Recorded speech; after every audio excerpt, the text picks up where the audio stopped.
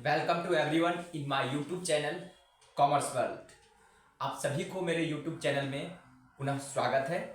और आज हम लोग फिर से डिस्कस करने वाले हैं इनकम टैक्स, और उसमें भी टॉपिक का नेम होगा इनकम फ्रॉम कैपिटल गेन। मैंने लास्ट क्लास में एक मैराथन क्लास लिया था जिसमें कैपिटल गेन से रिलेटेड जितने भी थ्योरेटिकल पोर्शन था मैंने उसको कवर अप किया था।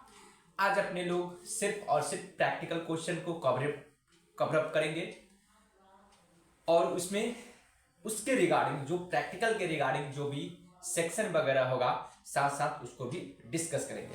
तो चलते हैं, आप लोग बुक निकालेंगे, एचसी मेहरोत्रा का बुक जिनके पास है वो निकालेंगे। तो मैं ऐसे फोटो भेज दे रहा हूँ, एचसी मेहरोत्रा का बुक होगा, क्वेश्चन नंबर 7 होगा।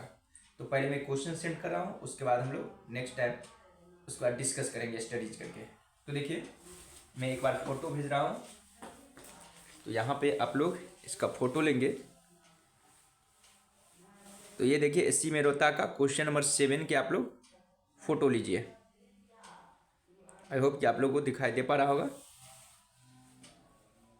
ओके, एक बार मैं पुनः दिखा रहा हूँ।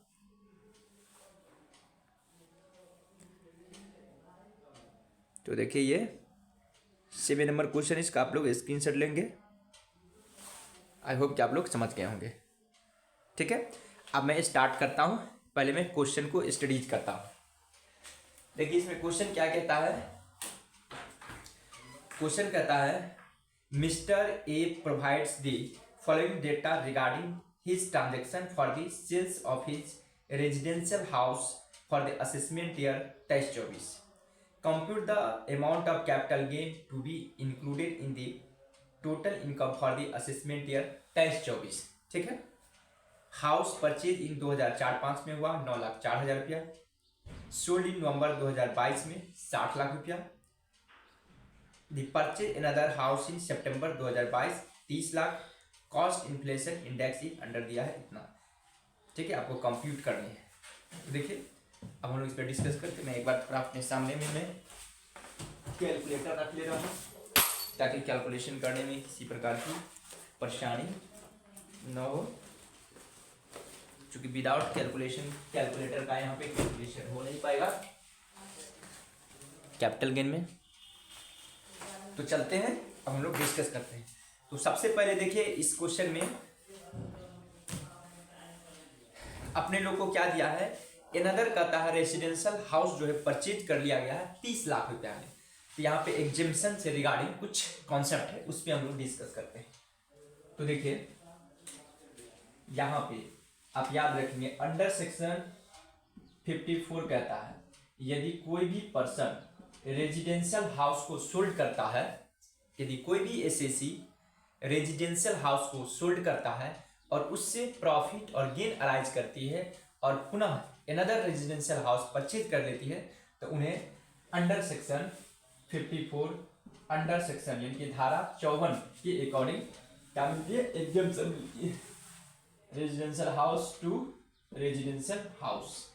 आरएच का मतलब समझेंगे रेजिडेंशियल हाउस, मतलब ये आरएच का मतलब यदि कोई भी एसएसी रेजिडेंशियल हाउस को सोल्ड करती है और उससे प्रॉफिट और गेन अराइज करती है और पुनः वह रेजिडेंशियल हाउस में ही इन्वेस्टमेंट कर देती है, तो उन्हें अंडर सेक्शन 54 के अकॉर्डिंग डिडक्शन मिलती है। यानी कि क्या करता है, इन्वेस्टमेंट का मतलब ये या तो वह परचेज कर लेते हैं या दूसरा में कंस्ट्रक्शन करवा लेते हैं रेसिडेंशियल हाउस कंस्ट्रक्शन। तो जितना उन्होंने इन्वेस्टमेंट करेंगे उतना उन्हें डिडक्शन मिल जाएगा। ठीक है, फिर देखिए एक होता है अंडर सेक्शन 54 बी होती है। ठीक है, इसमें कहता है यदि कोई एसएसी एग्रीकल्चर लैंड को सोल्ड करती है और उससे कोई प्रॉफिट और गेन अराइज करती है और फिर वो एग्रीकल्चर लैंड एक्वायर कर लेती है, तो जितना कि वो एक्वायर करती है उतना उसे एग्जेम्पशन मिल जाती है अंडर सेक्शन 54 बी। यानी कि एनी प्रॉफिट्स और गेन। ठीक है, कहते हैं एनी प्रॉफिट्स और gain arising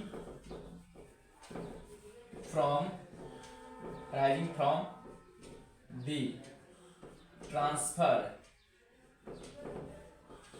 transfer of agricultural land,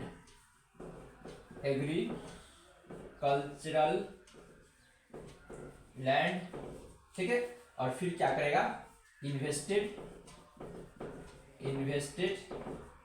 to agricultural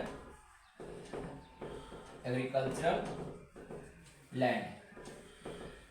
invested का मतलब एक्वायर कर लेती है अनदर एग्रीकल्चर। मैं देख ले रहा हूं, पहले इतना छोटा दिखाई दे रहा है, एकदम क्लियर कट है, क्या समझे। ये 54 हो गया, ये 54B है, एकदम इजी वे से समझना। चूंकि हम लोग एकदम क्लास के तरह हम लोग क्लास में कंडक्ट कर रहा हूँ, ये नहीं कि यूट्यूब है तो एकदम इजी वे से मैं बता करके फास्ट में निकल जाऊंगा। एकदम क्लास में जैसे इजी वे से एकदम स्लोली हम लोग को समझाना है और समझना है। उसी तरह क्लासेस की तरह मैं क्लास ले रहा हूँ, ताकि आप लोग इजी वे से समझ सकते हो। कोई यहाँ पर टफ लैंग्वेज का इस्तेमाल नहीं होगी, कोई फास्ट क्लासेस नहीं होगी। जितना संभव हो, जितना समझेंगे उतना ही क्वेश्चन सॉल्व करेंगे, चाहे टाइम कितना भी क्यों ना लग जाए। क्योंकि हम लोग का मेन ऑब्जेक्टिव है बच्चे को अच्छे तरीके से समझा देना ईच एंड एवरी कॉन्सेप्ट को, इसलिए ये मैराथन क्लासेज रखा गया है। ओके, तो 54 भी हो गया। उसके बाद देखेंगे कहता है इन्वेस्टेड टू एग्रीकल्चर लैंड, मतलब एक्वायर करने का, एक्वायर्ड another agriculture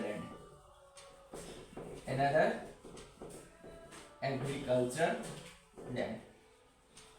एजीआर का मतलब समझेंगे एग्रीकल्चर लैंड, ठीक है। फिर कहता है 54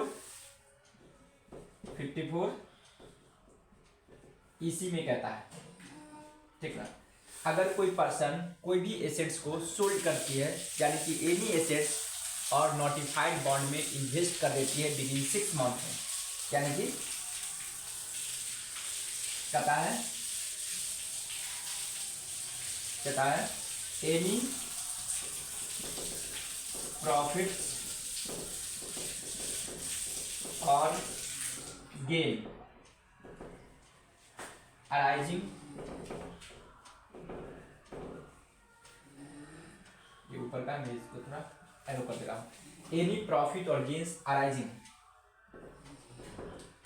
from transfer of any assets, कोई भी एसेट्स को ट्रांसफर करने से यदि प्रॉफिट और गेन अराइज करती है, और फिर क्या करती है वो इन्वेस्ट कर देती है, इन्वेस्टमेंट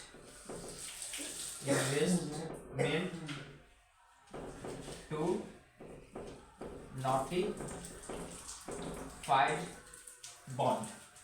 नोटिफाइड बॉन्ड्स जैसे NHAI, ठीक है। उसके बाद रूरल इलेक्ट्रिफिकेशन कॉर्पोरेशन, इसमें यदि वो इन्वेस्टमेंट कर देता है कितना में, विदिन 6 मंथ, यानी कि विदिन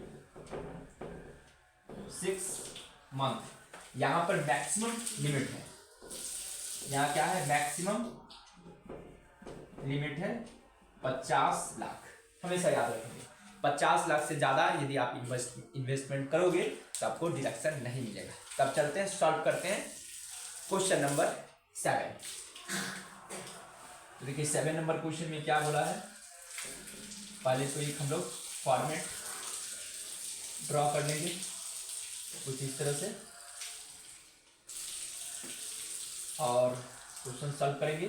ऊपर लिखेंगे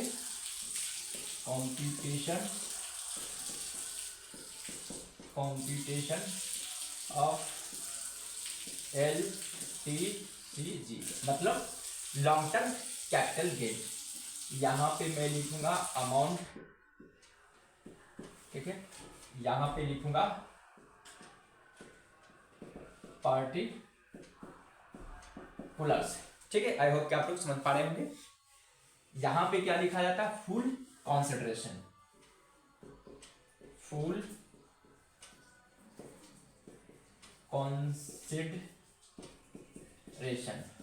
ठीक है। तो कितना बेचा था उन्होंने, 60 लाख रुपया में वो लैंड को बेचे थे, 2 3 4, ठीक है। इसमें से लेस की जाती है सेलिंग एक्सपेंस, यदि जो सेल करने में खर्च हुआ सेलिंग एक्सपेंस को लेस कर दी जाती है। यहाँ पर क्या है, नील है, ये आपको हो जाएंगे 60 लाख। ठीक है, इसको बोला जाएगा नेट कॉन्सिडरेशन। ठीक है, मैं एक बार देख ले रहा हूँ पुनः कैमरा, कोई दिक्कत तो नहीं है समझने में। ठीक है, आई होप कि आप लोग को अच्छे तरीका से दिखाई दे रहा होगा।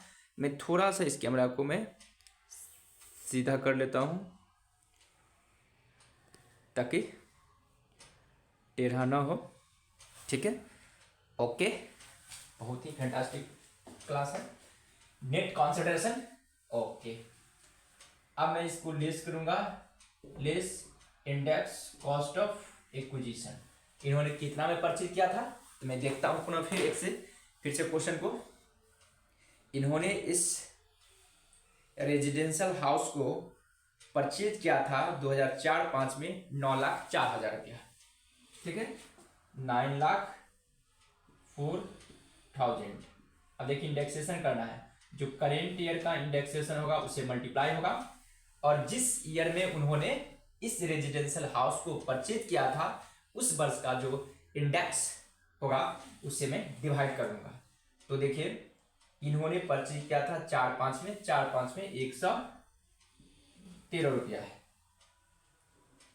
ठीक है, इसको आप मल्टीप्लाई करोगे तो कितना आएगा, कैलकुलेशन मैं एक बार करता हूं। 9 लाख था 4,000, 9,04,000 डिवाइड 113 इंटू 331 इक्वल टू 26,48,000, 26,48,000।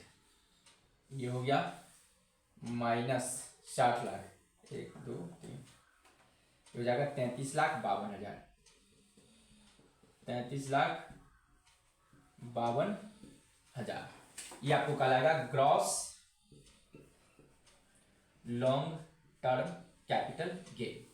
अब इसमें से लेस होगा एग्जेम्पशन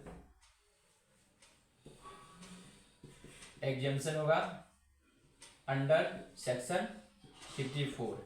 क्यों, क्योंकि मैंने बताया था, देखिए अगर कोई एसएससी रेजिडेंशियल हाउस को सोल्ड करती है और उससे प्रॉफिट अर्न करती है और फिर वो रेजिडेंशियल हाउस में इन्वेस्टमेंट कर देता है, इन्वेस्टमेंट का सेंस ये या तो वो परचेज कर लेता है या तो वह कंस्ट्रक्शन कर लेती है, तो उन्हें 54 के अकॉर्डिंग डिडक्शन मिलती है। यहां पे लिखेंगे purchase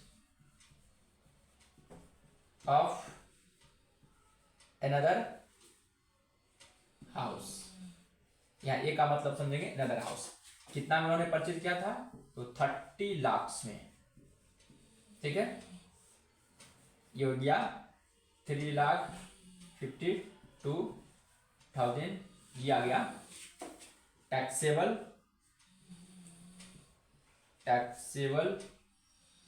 long term capital gain. I hope कि आप लोग को यहां तक बातें समझ में आ गया होगा।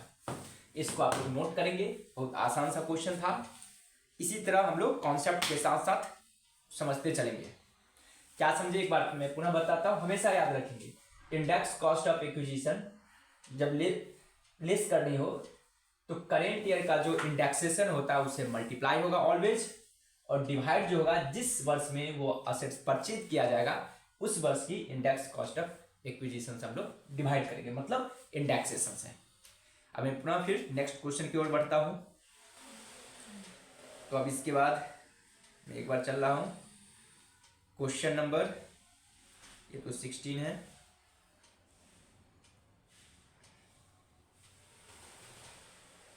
क्वेश्चन नंबर 16 की ओर मैं चल रहा हूं अब।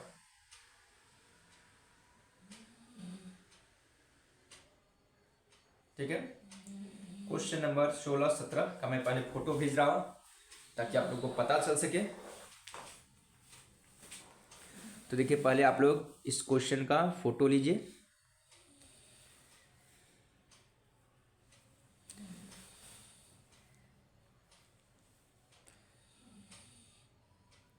क्वेश्चन नंबर 16, 17 और 18 का,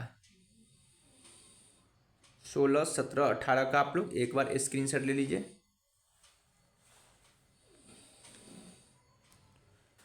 आई होप कि आप लोग को चला गया होगा। 16, 17 और 18।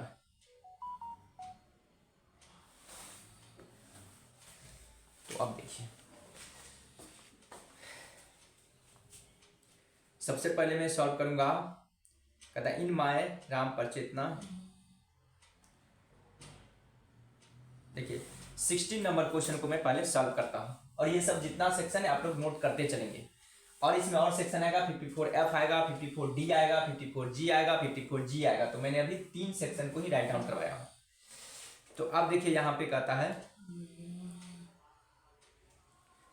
देखिए 16 नंबर क्वेश्चन कहता है इन मे 2006 Ram purchase gold for rupees कहता 6,10,000। ही sold this gold in June 2022 for rupees 31,15,000। उन्होंने जून 2022 में 31,15,000 में इस गोल्ड को सोल्ड कर दिया। एंड पेड ब्रोकरेज, उन्होंने ब्रोकरेज दिया 15,000। He does not have a residential house, so he purchase कहता है residential house in September 2022 for rupees 35 lakh. The cost inflation index for rupees इतना। Compute the capital gains chargeable to tax for the assessment year 23-24 if Ram sell this residential house for rupees कहता है residential house rupees 37 lakh in June 2022। Compute taxable capital gain for the assessment year 24-25। यानी कि दो बार आपको capital gain कहता है computation करने के लिए, ठीक ना।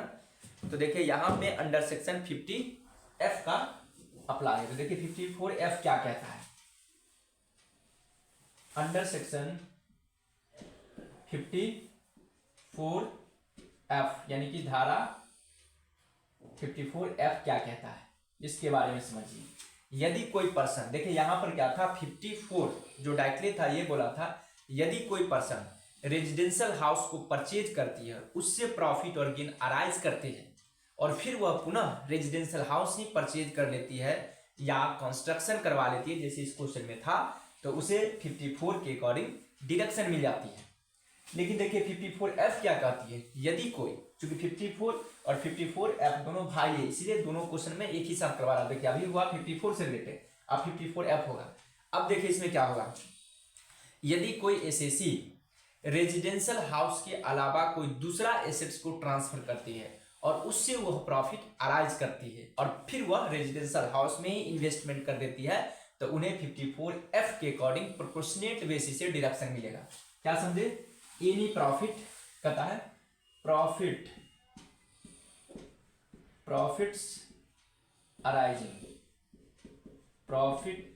अराइजिंग, ठीक है, या मैं लिख देता हूं, from the transfer of any assets, from the transfer of any assets, ठीक है, अदर देन रेजिडेंशियल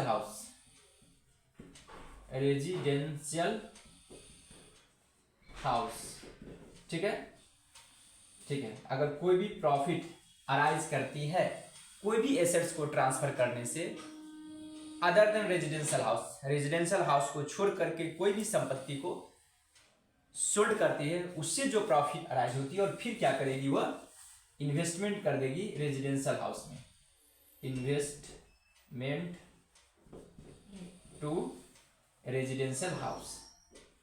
आरएज का मतलब समझेंगे रेजिडेंशियल हाउस। आई होप कि आप लोगों को समझ में आ गया।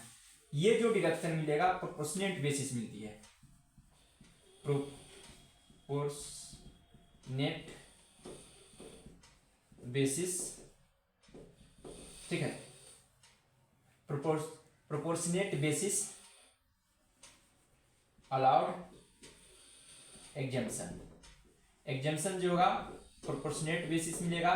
तो कैसे निकलेगा प्रोपोर्शनेट, तो देखिए एग्जेम्पशन एकदम एक्सप्लेन कर रहा हूं ईच एंड एवरी पॉइंट को। एग्जेम्पशन इज इक्वल टू होगा यहाँ पर चूंकि स्पेस कम पड़ जाएगा, मैं यहाँ पे नोट करवा रहा हूँ। एग्जेम्पशन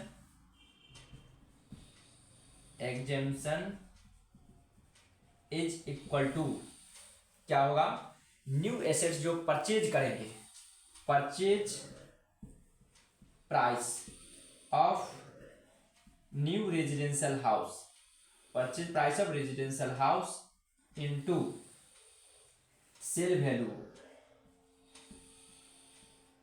वैल्यू जितना में बेचेंगे, sorry, purchase price of residential house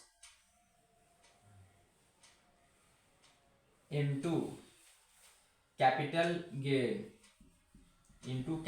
जितना गेन होगा, capital gain upon net consideration, जो नेट कॉन्सिडरेशन होता है वो, उससे मैं डिवाइड कर दूंगा। ये आपको कहा जाएगा एग्जेम्पशन। मैं अब क्वेश्चन नंबर 16 बना रहा हूँ, मैं इस चीज को मिटा रहा हूँ और यहाँ पे मैं लिखता हूँ क्वेश्चन नंबर 16 में स्टडीज करके बता चुका हूँ। तो देखिए 16 नंबर मैं पहले इसको मिटाता हूँ और इसी क्वेश्चन पे मैं बनाऊंगा, इसी फॉर्मेट में, ठीक है, ताकि कोई दिक्कत नहीं होगा। मैं इस चीज को मिटा रहा हूँ, एकदम इजी वे से समझनी है। ईच एंड एवरी कॉन्सेप्ट को मैं एक्सप्लेन करूंगा, पहले थ्योरेटिकल पोर्शन, उसके बाद प्रैक्टिकल पोर्शन को मैं एक्सप्लेन करूंगा। तो देखिए फुल कॉन्सिडरेशन कितना में उन्होंने बेचे थे, तो देखिए यहाँ पे दिया हुआ 60 नंबर क्वेश्चन में उन्होंने सोल्ड किया था 31,15,000 में। यहाँ पे जाएगा 31,15,000, ठीक है। सेलिंग एक्सपेंस यहाँ पे देखिए दिया हुआ है, उन्होंने ब्रोकरेज पेड किया कितना, 15,000, तो ही हुआ सेलिंग एक्सपेंस या ब्रोकरेज भी लीजिए, कोई दिक्कत नहीं है, 15,000। इसको लेस करूंगा तो ये होगा आपको 31 लाख। आई होप कि आपको समझ में आ रहा होगा। इंडेक्स नेट कॉन्सिडरेशन कला है, लेस होगा इंडेक्स कॉस्ट ऑफ एक्विजिशन। तो देखिए उन्होंने परचेज कितना में किया था, उन्होंने इस एसेट्स को 6,10,000 में परचेज किया था। तो करेंट इंडेक्स कितना है, 331 अपॉन कब परचेज किया था उन्होंने, 2006 में। तो 2006 का इंडेक्सेशन देखिए दिया होगा क्वेश्चन में, कहाँ दिया है, 2006-7 का इंडेक्स था 122 रुपया, 122। अब मैं इसको डिवाइड करूंगा, कैलकुलेशन करूंगा। पहले एक बार मैं देखता हूँ पूरा कैमरा में दिखाई दे रहा, एकदम ओके सर, दिखाई तो दे रही है, ठीक है। इसी तरह हम लोग को स्टडीज करना है, ईच एंड एवरी पॉइंट को कवर अप करनी है। तो क्या 6,10,000 into 331 divide 122 is equal to हो गया 16,55,000, 16,55,000। इसको मैं लेस करूंगा 31 लाख में से, तो आपको क्या लगा, 14,45,000, 14,45,000। आई होप कि आप लोग यहां तक समझ पा रहे होंगे। अब क्या होगा, एग्जेम्पशन अंडर सेक्शन 54F। क्यों होगा 54F, क्योंकि ये रेजिडेंशियल हाउस नहीं बेचे, कोई दूसरे एसेट्स को बेचे हैं, उससे प्रॉफिट अराइज किया और फिर रेजिडेंशियल हाउस में इन्वेस्टमेंट किया। देखिए क्या कहता है, profit arising from the transfer of any assets other than residential house. Residential house को छोड़ के इन्होंने क्या चीज सोल्ड किया था, इन्होंने क्वेश्चन में है, इन्होंने सोल्ड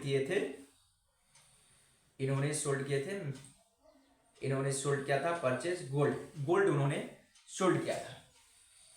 तो 54F हो गया, परचेज ऑफ ए हाउस ने परचेज किया। देखिए residential house in September 2022 for rupees 35 lakh रुपया में।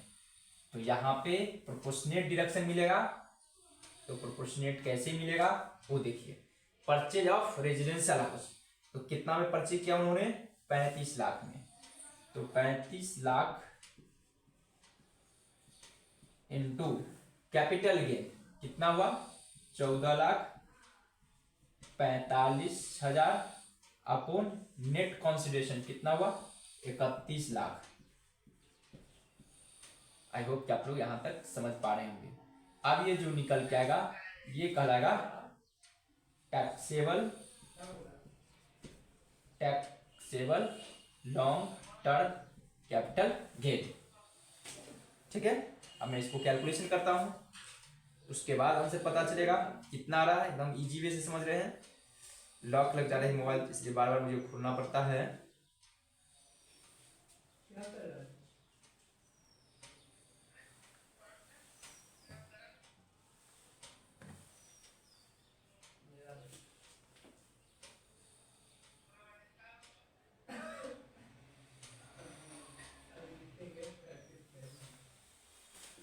आप देखिए 35 लाख को डिवाइड करूंगा 31 लाख से,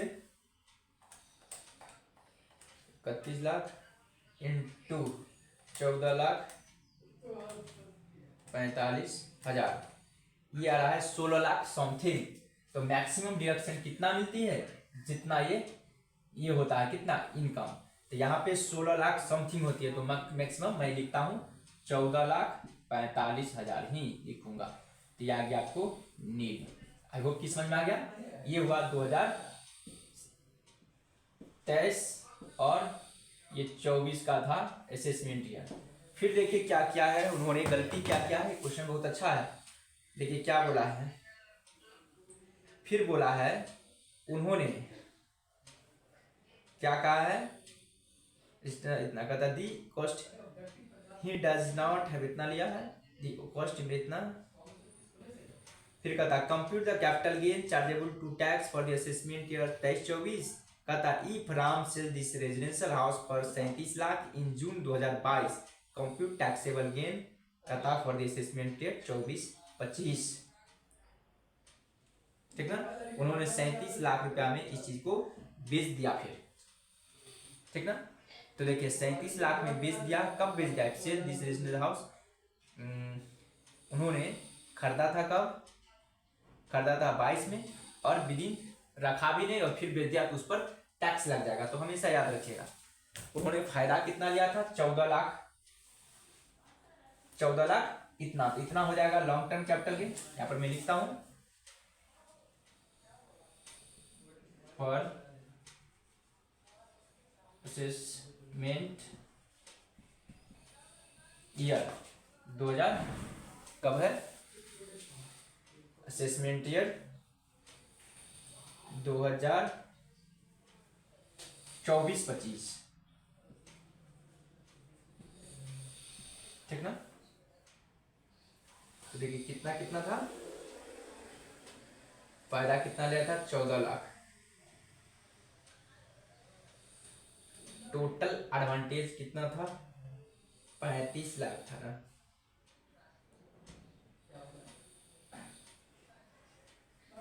इधर गया 35 लाख था।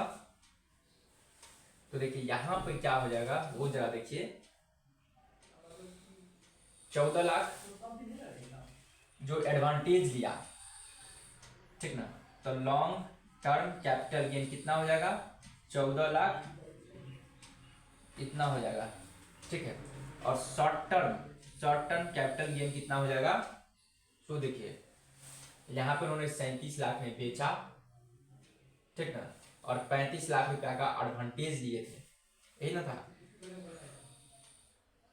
ठीक है ना, तो यहाँ पे जाएगा शॉर्ट टर्म 37 लाख और minus 35 lakh is equal to 2 lakh में होगा शॉर्ट टर्म कैपिटल गेन। ये आंसर निकल के आ गया। आई होप कि आप लोग यहाँ तक समझ गए होंगे। अब मैं थोड़ा सा मिटा रहा हूँ ताकि आप लोगों को कोई दिक्कत ना हो।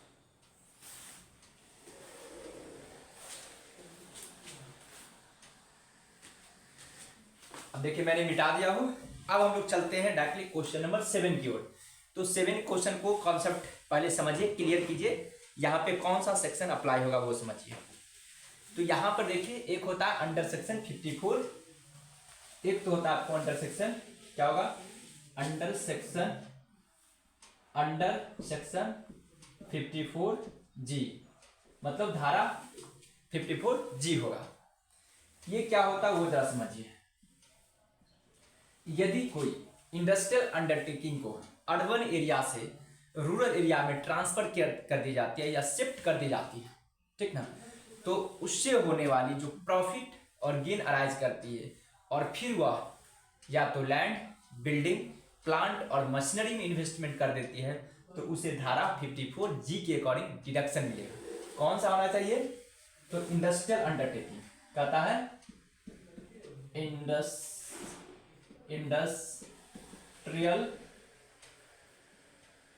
Undertaking,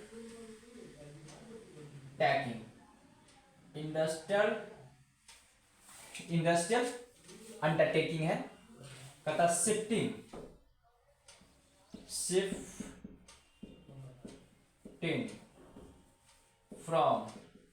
shifting from urban area to rural area, ठीक है। अगर कोई industrial undertaking shifting from urban area to rural area में शिफ्ट कर जाती है, ठीक ना, और फिर क्या करती है? इन्वेस्टमेंट कर देती है।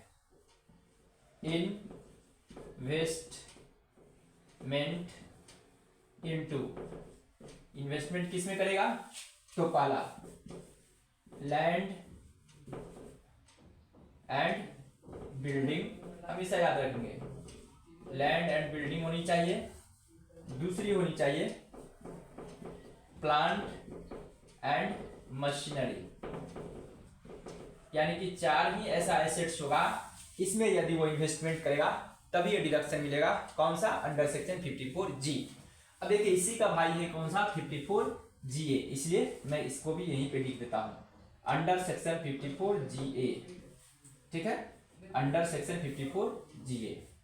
इसमें देखिए क्या होता है, इसमें भी है इंडस्ट्रियल अंडरटेकिंग, कहता है industrial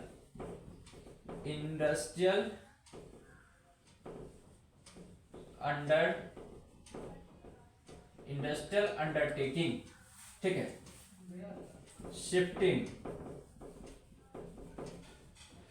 shifting from urban to special economic zone, SEZ का मतलब होता है स्पेशल इकोनॉमिक जोन। यदि कोई इंडस्ट्रियल अंडरटेकिंग को शिफ्ट कर दी जाती है from urban areas to special economic zone में, और वह फिर इन्वेस्ट कर देती है, मतलब वो प्रॉफिट अराइज कर लेती है, ठीक है, प्रॉफिट अराइज कर लेती है और वो इन्वेस्टमेंट कर देती है, इन्वेस्टमेंट टू सेम सी होगा, पहला या तो लैंड एंड बिल्डिंग और दूसरा होगा प्लांट एंड मशीनरी।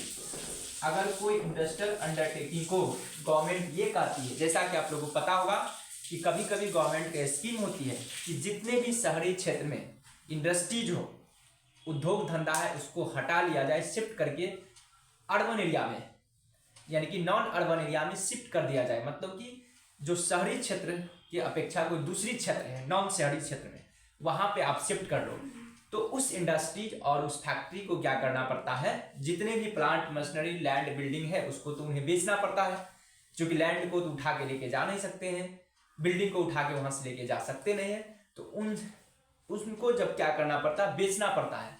तो उस चीज को जब सोल्ड करते हैं और उससे जब वह प्रॉफिट अराइज कर लेते हैं, और प्रॉफिट अराइज करने के बाद जब वो शिफ्टिंग करते हैं, तो वहां पे पुनः उन्हें री इन्वेस्टमेंट करनी पड़ती है land, building, plant and machinery में। तो गवर्नमेंट यहाँ पे कहती है आपको अंडर सेक्शन 54GA के अकॉर्डिंग मैं डिडक्शन दूंगा, क्योंकि मैं ही ऐसा आपको बोला था करने के लिए। पहला हो गया आपको 54G ये कहता है। दूसरा अंडर सेक्शन धाराओं कहता है 54GA कहता है अगर कोई अंडरटेकिंग, यह भी इंडस्ट्रीज में इंगेज्ड है और उसका फैक्ट्री को शिफ्ट कर दिया जाता है, urban area to special economic zone. Special economic zone का मतलब कि वो इंडस्ट्री उस एरिया लायक है जहां पर उसको शिफ्टिंग किया जाता है। जैसे एग्जांपल के तौर पे जैसे आप देखते हो बिहार में बहुत सारे शुगर मिल है जो बंद पड़ा हुआ। क्यों? क्योंकि शुगर केन की स्कार्सिटी हो गया था। शुगर कैन की स्कार्सिटी हो गया। यदि दूर दराज से जैसे यूपी वगैरह में अगर अभी भी शुगर कैन प्रचुर मात्रा में, वहां से यदि ला करके उसको प्रोसेसिंग करके मैन्युफैक्चरिंग करके यदि वह शुगर को प्रोडक्शन करती है तो उसे कॉस्टली पड़ेगा। इसलिए क्या किया गया, बहुत सारे कंपनी जो था बिहार को बंद कर दिया और यूपी वगैरह में अभी भी चालू है, क्योंकि वहां पे एनफ क्वांटिटी के रूप में शुगर कैन अवेलेबल हो जाती है। ठीक है, और यहां पर भी देख कर ऐसे करो, यहां पर आना नहीं चाहिए, यहां देखो ना इधर, ठीक ना। आई होप कि आप लोग को समझ में आ रही होगी बातें। तो उस सिचुएशन में यदि वह सोल्ड करती है अपनी लैंड बिल्डिंग प्लांट मशीनरी और उससे होने वाली प्रॉफिट होगी और फिर वह क्या करेगी, उस जगह पे जाकर इन्वेस्टमेंट करेगी, तो उन्हें क्या मिलेगा, अंडर सेक्शन 54 जीए में क्या मिलेगा, डिडक्शन मिलेगा। अब हम लोग चलते हैं क्वेश्चन नंबर 17 पे। एक चीज और याद रखेंगे, अगर कोई इंडस्ट्रियल अंडरटेकिंग है या कोई भी बिजनेस में जहां पे कोई फिक्स एसेट्स यूज्ड होती है और वह एसेट्स डेप्रिसिएबल एसेट्स है, वह एसेट्स क्या है, डेप्रिसिएबल एसेट्स है, तो वहां पे अपने लोग को जब भी कैलकुलेशन करना होगा कैपिटल गेन का, तो हमेशा याद रखिएगा सेल प्रोसीड्स में से लेस करना होगा रिटेन्ड ऑन वैल्यू। हमेशा याद रखेंगे, क्यों?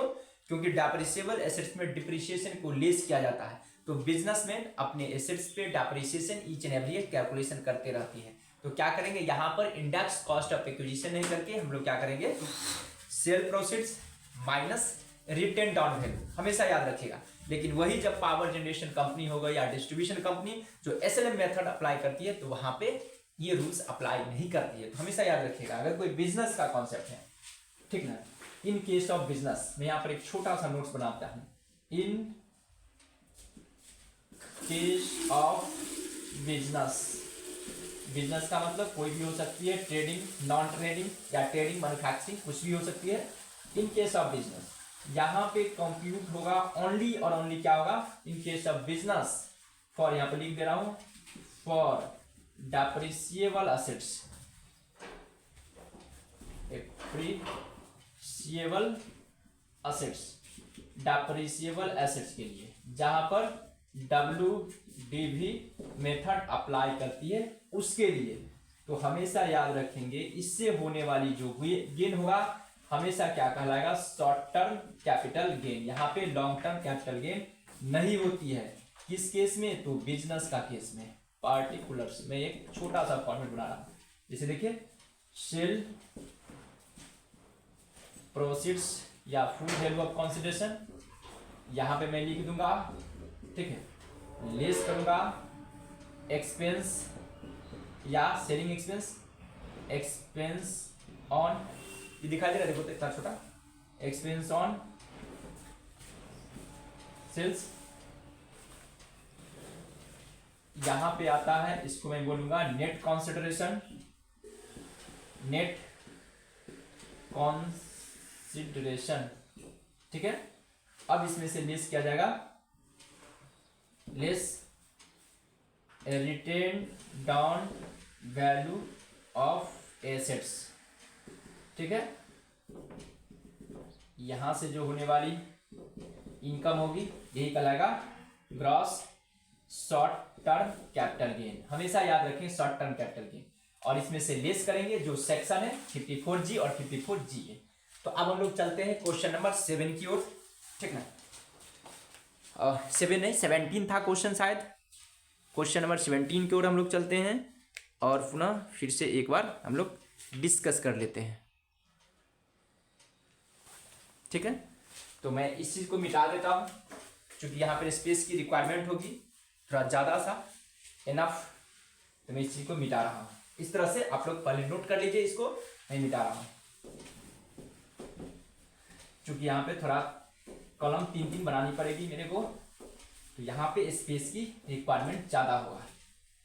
और मैं मान के चलता हूँ कि आप लोग नोट भी कर लिए होंगे, और आप लोग अच्छे से स्टडीज कीजिए। ये सब मैराथन क्लास, एक बिग अपॉर्चुनिटी आया है कॉमर्स वर्ल्ड की ओर से, जो आप लोग सिंगल वीडियो में जितना भी क्वेश्चन उस क्वेश्चन को कवर अप कर सकते हैं। ईच एंड एवरी टॉपिक से रिलेटेड मैं क्वेश्चन को आज एक्सप्लेन कर रहा हूँ, जहां तक संभव हो रहा है एक ही वीडियो में क्वेश्चन सॉल्व हो जाए। जितना नंबर ऑफ क्वेश्चन सॉल्व हो सके उतना मैं सॉल्व करने की कोशिश कर रहा हूँ, और टाइम तो लगेगा ही, क्योंकि मैं उसी को डिस्क्राइब भी कर रहा हूँ, एक्सप्लेन भी कर रहा हूँ, साथ साथ जो थ्योरेटिकल पोर्शन है उस पर भी साथ साथ में फोकस कर रहा हूँ। तो अब देखेंगे क्वेश्चन नंबर 17 में निकाल रहा हूँ, आप लोग को स्क्रीनशॉट होगा। तो देखिए कहता miss MSP brothers Chennai running in industrial undertaking were ordered by city corporation Chennai to shift their unit from the urban areas of Chennai. They shifted their corporation during 2022-23 and in the process sold some of the assets whose details are given. कहता है यहाँ पे जो city corporation की order आया है कि इस चीज को अर्बन एरिया से शिफ्ट कर देना है नॉन अर्बन एरियाज की ओर। इसका मतलब यहाँ पर सेक्शन 54G अप्लाई करेगा। और इस साथ साथ क्या है, इंडस्ट्रीज है।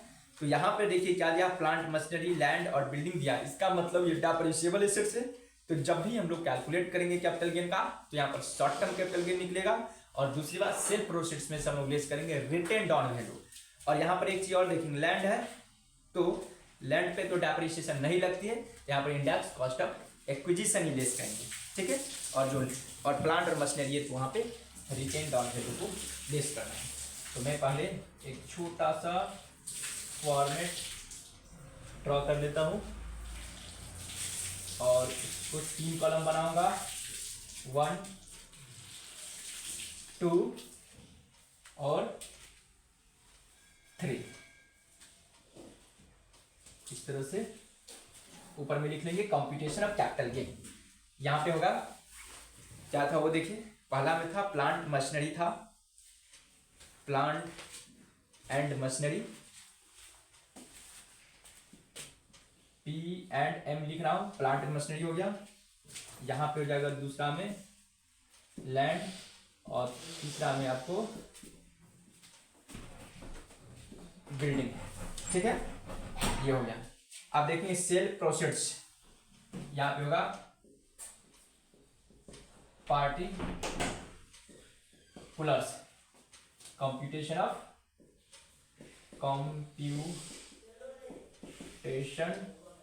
ऑफ कैपिटल गेन, ठीक है। फॉर द असेसमेंट ईयर यहाँ पे लिखा जाएगा 23-24, यहाँ पे लिखा जाएगा सेल्स प्रोसीड्स। तो देखिए कितना बेचा गया है, 10 लाख, 12 लाख, 12 लाख, ये हो गया 10 लाख, 10 लाख, 12 लाख, फिर ये भी हो गया 12 लाख में बेचा गया, ठीक है। और ये डेप्रिसिएबल एसेट्स है, और ये भी आपको डेप्रिसिएबल एसेट्स है। यहाँ पर रिटेन डाउन वैल्यू को लेस किया जाएगा, ठीक है। लेस कर देता हूं पहले। सेलिंग एक्सपेंस क्या है, नील है। सेलिंग एक्सपेंस आपको कुछ है ही नहीं। यहाँ पे जो भी आएगा नेट कंसिडरेशन कल आएगा 2, 3, 4, 5, 6, ये होगा आपको 12 लाख, ये भी होगा आपको 12 लाख। ये आपको कल आएगा नेट कंसिडरेशन, ठीक है। यहां से लेस किया जाएगा, लेस रिटेन डाउन वैल्यू, ठीक है। तो रिटेन डाउन वैल्यू मैं देखता हूं, रिटेन डाउन वैल्यू है आपको ऑन 1/4/2022 को दिया हुआ है अंडर सेक्शन 52 के अकॉर्डिंग ऑन 1/4/2022। ये आपको दे रखा है रिटेन डाउन 4,40,000। देखिए इसलिए ये दोनों डेप्रिसिएबल एसेट्स है, इसलिए इन दोनों में ही दिया हुआ है।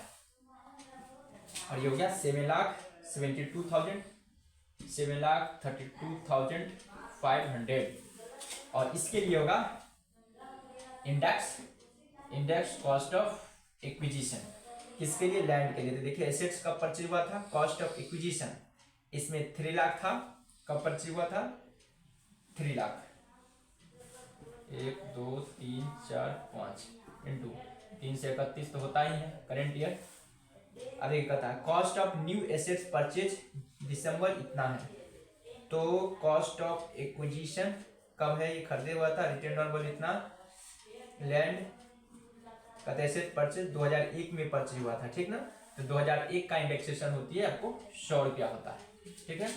अब मैं इस चीज को लेस कर दूंगा, चूंकि 2001 दिया है, एक का इंडेक्सेशन नहीं भी दिया रहेगा तो भी कोई दिक्कत नहीं है, चूंकि ये माना जाता है आपको 100 रुपया होता है।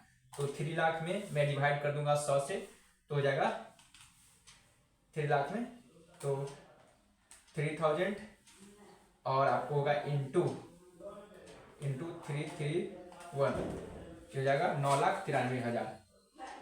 9,93,000 9,93,000।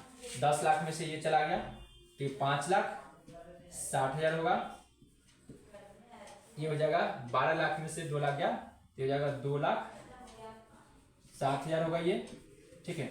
और ये 7,32,000 चला जाएगा तो 5 यानी कि 4,67,500, ठीक है। आई होप कि आप लोगों को समझ में आ रहा होगा।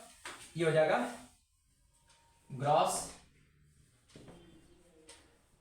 शॉर्ट टर्म कैपिटल गेन, क्योंकि ये है, और ये तो वाला कि लॉन्ग टर्म कैपिटल गेन हो जाएगा शॉर्ट टर्म कैपिटल गेन। अब देखिए, अब मैं लेस करूंगा cost of new assets purchase during the year. Shifting के कारण लेस होगा आपको, less exemption under section 54G, ठीक है। इसको मैं अच्छे से लिखता हूं ताकि आप लोग देख सकेंगे अच्छे से। अंडर सेक्शन होगा ये, अंडर सेक्शन 54G। तो ये कितना कितना होगा इस चीज को मैं देखता हूं। पहला में है 8 लाख, ये 8 लाख 2 3 4 5। दूसरा में है 4 लाख 1 2 3 4 5, ठीक है। और तीसरा में है 5 लाख, ठीक है, ठीक है। तो सबको सब नील होगा। मैं बता रहा हूं क्यों, क्योंकि मैक्सिमम एग्जेम्पशन उतना ही मिलता है जितना कि आपको गेन होगा, ठीक है। तो यहां पर हो जाएगा टैक्सेबल LTCG। क्योंकि मैक्सिमम आपको जितना प्रॉफिट होगा उतना ही मैक्सिमम आपको एग्जेम्पशन मिलेगा। तो आई होप कि आप सभी को यहां तक समझ में आ गया होगा। तो लगभग आज की क्लासेज मैं यहीं पर एंड करता हूं, क्योंकि ये लगभग 50 मिनट का वीडियो हो गया है। तो मैं मैराथन क्लासेज में मैं कोशिश करूंगा एक और क्लासेज में कंडक्ट करने का, और मैं एक और क्लासेज में लूंगा तो कैपिटल गेन का approx each and every question complete हो जाएगा। आज मैंने 4 सम करवाया और बहुत ही अच्छा था, जिसमें लगभग सारा एग्जेम्पशन का भी मैंने कवर कर लिया। सिर्फ आप बचेगा 54D से रिलेटेड क्वेश्चन बच गया। मैं 54EC का सेक्शन का भी मैंने जिक्र कर दिया, और अभी तक मैंने 54D का जिक्र नहीं किया है। तो जब ऐसा होगा क्वेश्चन आएगा तो मैं उस पर भी डिस्कस करूँगा।